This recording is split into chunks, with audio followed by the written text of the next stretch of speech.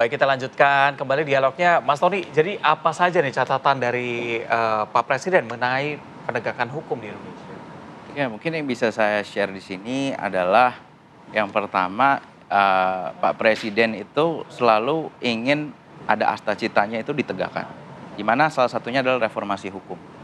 Nah, reformasi hukum ini sangat luas ya, tapi salah satu kita bisa lihat adanya perubahan-perubahan undang-undang, revisi undang-undang. Karena biasanya permasalahan hukum itu ada dua, permasalahan implementasinya kah, atau permasalahan draftingnya kah, bahkan yang ketiga adalah permasalahan penafsiran. Oke. Nah, penafsiran ini menjadi penting, harus ada uniformitas atau keseragaman dalam menafsirkan di antara APH. Dan oleh karena itu kami di KSP juga diberikan tugas untuk mencari, mengidentifikasi simpul-simpul apa yang menjadi bottleneck yang menyebabkan asta cita menjadi tidak terlaksana. Dan oleh karena itu dalam waktu dekat kami akan memang berencana untuk mereview undang-undang yang terbaru, undang-undang BUMN misalnya, nah, nomor 16 tahun 2025. Di situ diatur tentang kerugian negara dan sebagainya gitu ya. Dan oleh karena itu kami ingin mengumpulkan, melakukan FGD dengan para APH untuk melihat perspektifnya. Ya. Sehingga untuk kedepannya kepastian hukum dan keadilan ini, penegakan hukum dan keadilan ini harus berjalan beriringan untuk meningkatkan trust. Nah, trust itu yang tadi saya katakan, ketika dua mata koin ini berputar, dia akan menimbulkan trust. Trust itu menimbulkan kepastian hukum. Kepastian hukum menimbulkan predictability. Semakin bisa dipredik, kalau kita impact-nya nggak cuma kepastian hukum, tapi juga di ekonomi. Nah, orang-orang ekonomi akan melihat semakin bisa dipredik, maka resiko investasi turun dan akan mengalir foreign direct investment ke Indonesia. Oleh karena itu, ekonomi pasti setidaknya akan naik, GDP akan naik karena ada kepastian hukum, ada trust itu. Oke. Jadi oleh karena itu, catatan dari kami adalah, satu, kita akan terus mengawal revisi-revisi undang-undang yang memang untuk reformasi hukum asta cita. Dan yang kedua adalah harus adanya uniformitas dari para APH tentang bagaimana cara menafsirkan hukum. Karena hukum itu bukan 1+1, 2. Hukum itu bisa ada dissenting opinion juga, bahkan hakimnya. Oke, Mas Tony, tadi Mas Heri kan juga sempat menyinggung begitu ya. Ditakutkan nggak sih nantinya ada kasus-kasus serupa yang juga meminta pertimbangan oleh Presiden, aspirasi dari masyarakat, bentuknya dan segala macam gitu. Gini, aspirasi masyarakat tidak bisa ditahan karena itu adalah corong dari konstitusi mengatakan demikian. Kita negara demokrasi, presiden kita presiden yang mendengar aspirasi, bukan presiden yang tertutup, nggak mau dengar apa kata publik. Tetapi kita tidak bisa juga lantas membuat kesimpulan yang salah bahwa seakan-akan pasal 14 ini rehabilitasi bisa digunakan seenaknya. Ada banyak sekali step yang harus dilakukan. Nah, salah satunya yang menjadi kebingungan dari banyak orang adalah seakan-akan ini bisa dipakai seterusnya. Padahal ini menurut saya ini mirip seperti ICU. Kalau ICU itu orang batuk boleh nggak ke ICU? Boleh-boleh aja. Tapi kan bukan itu, nggak bisa kita pakai ICU terus-terusan. Harus ada barrier-barrier untuk bisa masuk sampai ke ICU. Misalnya ke dokter umum dulu, dikasih obat nggak sembuh, baru kalau sampai kegawatan, baru masuk ke ICU. Dan menurut saya ini adalah tanda kutip ICU konstitusional.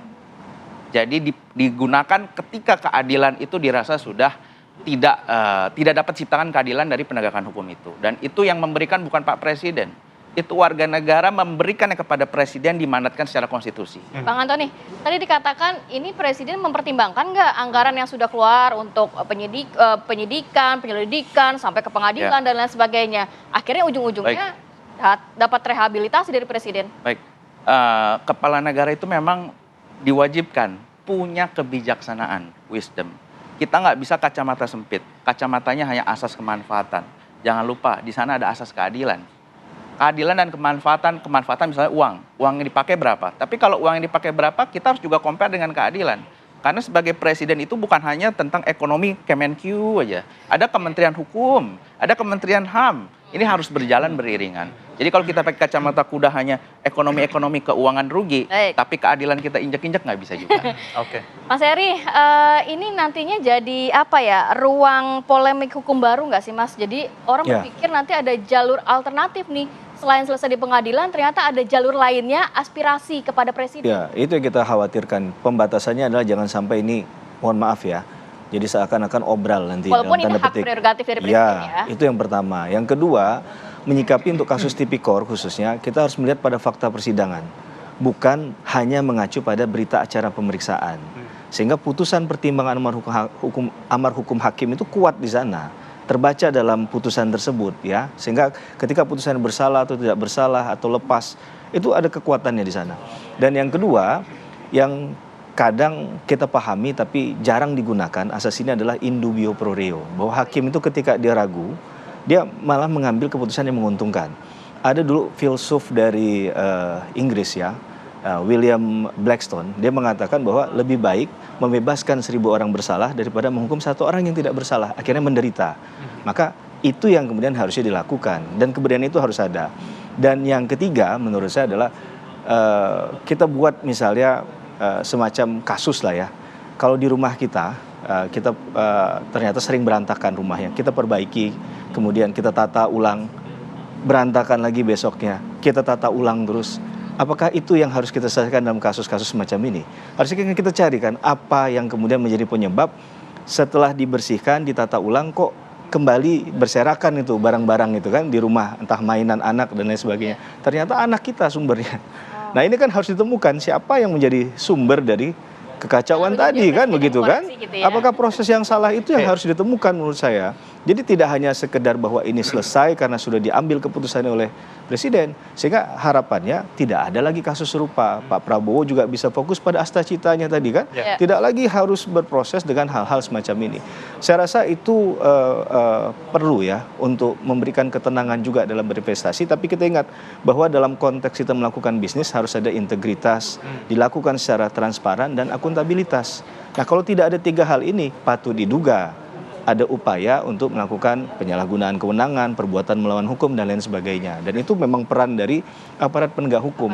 Jadi di sini agar kita menundukkannya secara proporsional, tidak ada yang lebih tinggi dari yang lain, dan ini juga memberikan ruang untuk koreksi tadi. Saya rasa itu, gitu. Pak Trubus, Anda lihatnya gimana? Apa sih yang bisa kita pelajari supaya kejadian serupa tidak kembali terulang begitu ya? Tidak sampai ke Pak Presiden yang fokusnya harusnya ke yang lain begitu. Iya, berarti Undang-Undang AP, Undang-Undang 30 Administrasi Pemerintahan itu kan sudah menjelaskan bahwa kebijakan itu tidak bisa dipidanakan. Nah, artinya apa? Kalau ini semua persoalan dilarikan ke kebijakan, berarti kan tidak ada lagi namanya hukum pemidanaan. Nah, yang kedua saya melihat kemudian kenapa sampai kepada hal seperti ini, sampai kepada Presiden. Ini kan hal yang menurut saya juga menjadi publik ini sekarang ini banyak publik itu bertanya, coba di media sosial semua masa menyorot apa sih maksudnya Presiden seperti ini. Artinya sudah ditentukan bahwa negara kita negara hukum, segala persoalan diselesaikan secara hukum karena memang hukum menjadi payungnya. Tetapi kemudian kenapa ketika ada satu kasus yang sudah diproses dan inkrah, tiba-tiba muncullah sebuah istilahnya tanda petik intervensi, gitulah intervensi atau cawe-cawe. Nanti dijelasin, nanti diklarifikasi nggak ada. Tetapi kan hal ini publik belum tentu bisa paham. Oleh karena apa? Kemudian kalau memang seperti itu harus ada garis yang jelas, batas yang jelas. Ini loh yang namanya kebijakan. Sudah kebijakan itu jangan dikutik-kutik lagi. Artinya aparat hukum juga sudah tidak lagi menyentuh ke sana. Kalau memang itu memang sudah ditekan di dalam undang-undang itu. Tetapi kan persoalannya undang-undang tipikor tadi, ini kan ada pasal 4 itu menjelaskan bahwa itu ada untuk keuntungan diri sendiri dan orang lain atau orang lain. Nah, orang lainnya ini yang nggak pernah jelas di publik. Orang itu sopo. Nah, itu yang kalau diri sendiri memang semua kan larinya. Saya nggak ada, baik yang terakhir Nadiem juga mengatakan nggak ada yang akan masuk ke saya atau melempar juga nggak ada yang masuk. Jadi kan seperti itu. Omongannya seperti itu semua. Untuk membenarkan bahwa perbuatannya itu sebenarnya kategori perbuatan. Ya kita jujur saja lah, mana ada manusia sempurna, kira-kira seperti itu ya mesti. Itu publik menyorotinya seperti itu ya mesti ada keuntungan dia. Tetapi ketika ini kemudian tidak bisa dijelaskan, yang ada dia mengatakan membela diri, saya mengatakan ini tidak ada uang pun masuk ke saya. Artinya keuntungan yang dimaksud untuk orang lain, inilah yang harusnya dijelaskan. Nah mudah-mudahan ke depannya yang disampaikan tadi dari Pak SP bahwa ada pemerintah yang menyatakan ada revisi-revisi, ada pemahaman yang sama, itu yang harus dilakukan sekarang. Supaya apa? Supaya dampaknya apa-apa tidak ke bapak, apa-apa ke bapak. Gitu. Kasihan kan ini kalau orang Jawa ada istilah anak pola bopo kepradah, itu anak pola itu anak berbuat hanya aneh-aneh, ujungnya bapaknya tanggung jawab, bapaknya kasihan kan apa nggak tahu apa-apa, bapaknya disuruh ini kan anaknya pada nggak karu-karu, pada minum, pada mendem, ujung-ujungnya anak bapaknya yang disuruh tanggung jawab. Nah ini maksud saya ini juga sesuatu yang harus ditegakkan dalam hal ini, jangan sampai kemudian Memang kita nggak harap terulang, tapi potensi terulang kembali akan muncul terus. Karena apa? Karena tidak ada kejelasan, clear. Ya. Peraturan teknis seperti apa yang mengatakan ini keuntungan diri sendiri, ini keuntungan orang lain, terus ini yang namanya kebijakan, ini yang namanya perbuatan melawan hukum. Ya. Sepanjang itu tidak ada clear, pasti berulang ujung-ujung. Ya ngono lagi itu kan jadi akhirnya lingkaran setan juga kan. Walaupun gitu. sebenarnya ini hak prerogatif dari Presiden Prabowo, Oh iya. tapi masyarakat tetap menginginkan mungkin justifikasinya, alasannya jelas kenapa ini kan sebenarnya ranah hukum, akhirnya Betul. diberikan semacam keringanan, ampunan dan lain Ya. sebagainya, begitu ya Pak ya? Iya, betul. Terima kasih banyak Jadi, Pak Trubus, kemudian Bang Antoni dan juga Bang Heri sudah hadir pagi hari ini dan juga memberikan wawasan terhadap kita apa makna rehabilitasi dan alasan dari Presiden memberikan hal tersebut. Terima kasih. Sehat selalu. Sama-sama. Assalamualaikum. Waalaikumsalam.